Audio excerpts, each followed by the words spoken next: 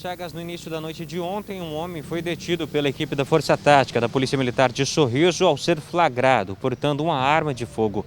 Este revólver calibre 38 com 6 munições intactas. O fato ocorreu em um bar na rua Passo Fundo, na zona leste da cidade.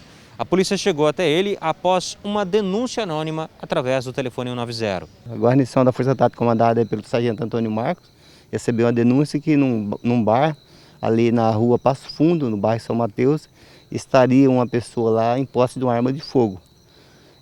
A viatura esteve no local e, efetuando aí uma abordagem, encontrou aí na cintura desse suspeito um revólver 38 com 6 munições intactas, bem como R$ 1.300 em moeda nacional, em dinheiro vivo.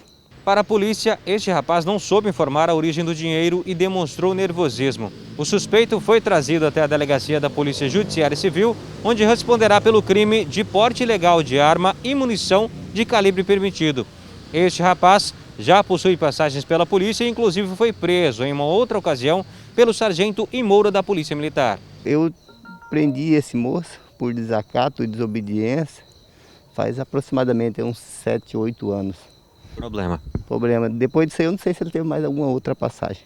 Mas o importante é isso, é que a polícia está aí verificando tudo e a todos, né, sargento? É até prevenindo, né, que um mal maior não acontecesse, porque o rapaz em um bar armado, qualquer desavença pode ser aí um final fatal aí, né? Então, menos uma arma de fogo irregular na rua e uma pessoa detida.